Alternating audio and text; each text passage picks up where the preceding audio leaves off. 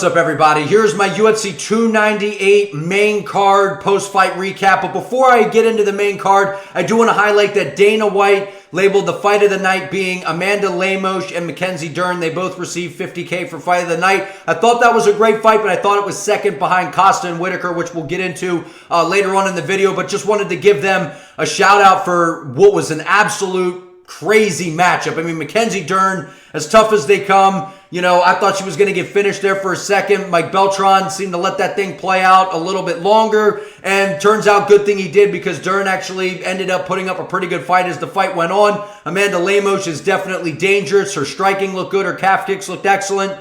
Great fight. Really, really solid featured prelim. Okay, moving on. Here we go. Main card, Anthony Fluffy Hernandez. Get this man a top 10 opponent. Get this man a top 10 opponent.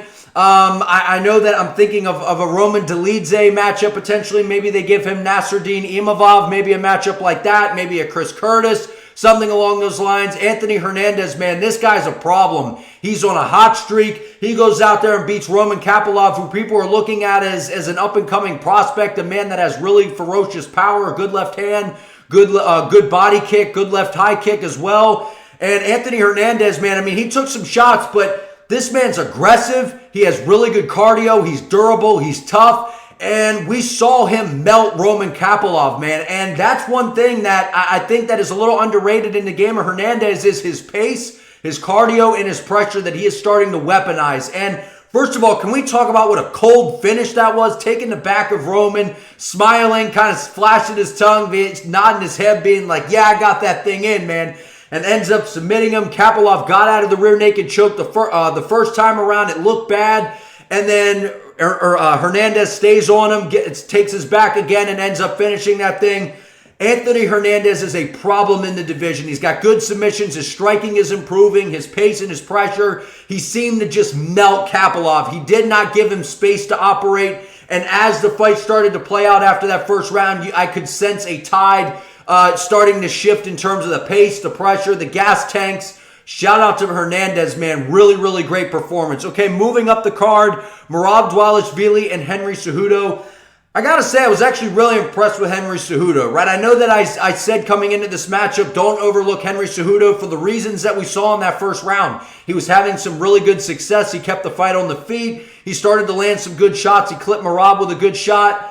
And Cejudo looked really good, but eventually, man, it's just the pace and the pressure of Merab Dvalishvili that is just something like we have never seen inside the sport. He just has a knack to make people fight his fight. He just puts you in this high intensity. You know, that first round we saw Cejudo have a lot of success, and then after that, you know, I gave the first round to Cejudo. Second round, I gave it to Dvalishvili in a close round, and then the third round, Dvalishvili just did his thing, man, and just melted Cejudo, picked him up, walked him across the cage, slammed him on the canvas, talking to Mark Zuckerberg.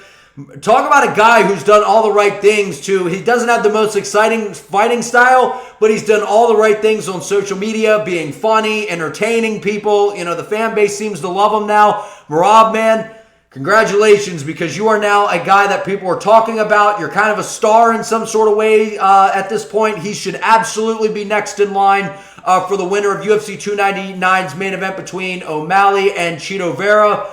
Great performance by Merab. Henry Cejudo retires. I love how Dana's like, yeah, I didn't want to give Henry the opportunity to drop the gloves again in the octagon after he walked away from the support, because Dana was absolutely pissed when Henry Cejudo retired the first time around. He said he didn't want to give him that opportunity again, which I think is kind of funny and kind of messed up, but it is what it is. But Henry looked good in the first round, but outside of that, Merab, man, he's like an alien. He finds a way to make you fight his fight. It's a crazy pace. His cardio needs to be studied. His striking is improving. He's starting to load up on some of these shots, and because of the pace, because of the pressure, because of the takedown threat, it opens up some gaps. I still think that, you know, he's open to be countered against a guy like Sean O'Malley, who's able to maintain range and maintain distance. I still think Sean O'Malley puts up there's a very good opportunity that Sean O'Malley can KO this guy. But Merab, man, this guy's a real problem. He's a real issue. He absolutely should be fighting for the title next. Okay, moving up the card, we have Geoff Neal and Garry.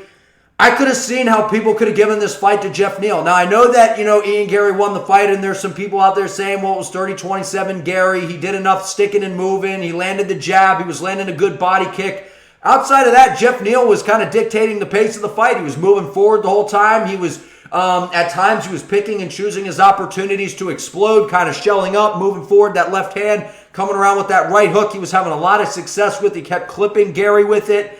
But overall, Ian Garry, I figured, being the hype prospect, a guy that's sitting on the outside, landing that jab, landing those good hard body kicks, I figured the judges were going to lean more that way.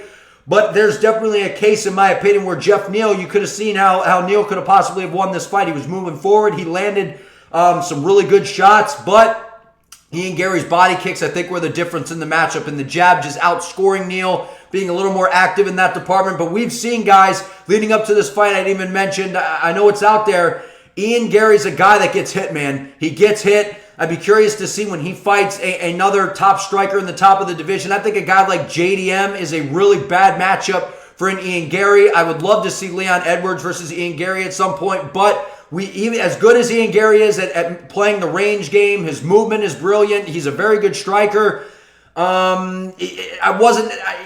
He beat Geoff Neal, right? I mean, a top 10 guy. Geoff Neal's very good. We saw what he did against Shavkat Rakhmonov. It wasn't the most impressive performance, but Ian Garry, guys, he did what he needed to do to get the win, because at this point, in order to keep climbing towards that big title fight that Garry eventually is going to win, all that matters is getting the job done and winning. He's kind of disliked now in the community, so people are going to be tuning in to see this guy lose. So he's put himself in a position where, I don't want to say he's must-see TV, but people are going to be tuning in to Ian Garry fights at this point. Okay, moving on to the co-main event, which I thought was the fight of the night between Robert Whittaker and Paulo Costa. I first want to mention congratulations to Bobby Knuckles for getting the job done, because Robert Whittaker going out there against DDP, getting finished like that, where I thought Whittaker did a really good job in that first round against DDP, comes out there against a hungry and motivated Paulo Costa. Guys, I'll go on the record saying that might be the best version of Paulo Costa we have ever seen. And I know that, you could say that maybe he got 2 rounds. I thought Whittaker won 2-1. I did give that first round to Paulo Costa because of that heel kick at the end, which I don't know how that didn't knock out Robert Whittaker. Good thing it was close to the end of the round, because if there was about 30 seconds to a minute left, Costa probably gets a finish there. We don't know for sure, but that probably would be the result there. That was the best version of Paulo Costa we've ever seen. He looked fast. That jab was sensational. His high kicks were lightning fast. Whittaker was just getting his guard up just in time. I thought one of those was going to be, we heard Captain Eric Albarracin, Henry Cejudo's coach, who's also in the corner of Paulo Costa, say, don't be surprised if Costa lands a head kick. Boy, man, those high kicks were fast. They were ferocious. They were not, there was almost no telegraph to them. Whittaker did a great job beating up that lead leg of Costa, which was a great game plan to help prevent a guy from pushing forward so much, because we know Costa's aggressive. Costa looked like he was in great shape. He didn't look as inflated. He looked like he was a little bit more, he's always in great shape coming in, but he looked a little bit more lean, a little less bulkiness to him, which I think made him a little bit faster.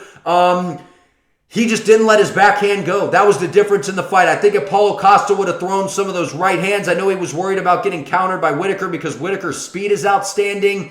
Costa, he just needed to let that right hand go, and he didn't do it. I think if he would have done that a little bit more, maybe there's a different outcome in this matchup. That was the best version of Costa we've seen. He was fast. He was motivated. It was clear that he knew if he got through Robert Whittaker that there was a good shot that maybe he gets a title shot off of it, because Paulo Costa's positioned himself, man. He's done kind of the Diaz Masvidal thing where people don't really care if Paulo Costa wins, because when this guy gets in there, I've always said, despite all the BS, when Costa gets in there, man, he comes to fight. And every single fight that he has is for the most part batshit crazy. He's a really good striker. He's a marauder. He pushes forward. He's got good power. He's very, very durable. He ate some hard shots from Whittaker and didn't seem fazed. He was sticking his tongue at him. He's must-see TV at this point, and he's put him in a position where whether he's fighting a title fight or whatever it is, nobody cares. They're just entertained for a Paulo Costa fight week. He's funny. He's got the social media, the secret juice thing going on. Paulo Costa has built himself into must-see TV. He's an absolute star in the sport, no doubt about it.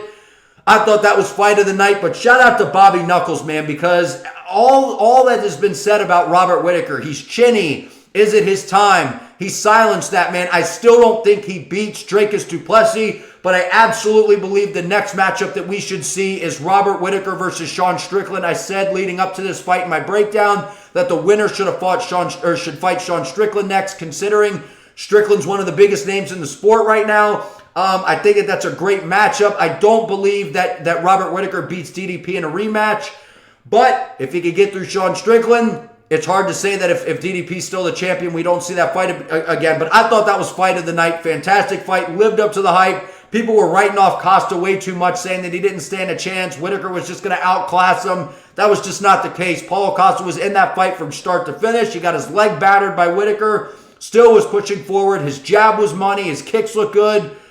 Really great fight, man. Really great fight. I was looking forward to that matchup the moment it got announced, and I'm finally glad that matchup happened because it was exactly kind of everything that I expected. Costa actually looked a little bit better than what I think most of us thought he was going to look in that fight. All right, the main event, I did more of a in-depth breakdown on this, so feel free to check out that video. I'll link it below. No doubt about it, Alexander Volkanovski is the greatest featherweight of all time. He has absolutely been the most dominant featherweight we have ever seen. You know, him and Max Holloway, you could throw Holloway in that conversation, but Volkanovski's beat him 3 times. So that's why I feel like we have to give the edge to Volk. Topuria did all the right things to put himself in position to where if he went out there and did what he said he was going to do, he was going to launch himself into that stardom, which he has done.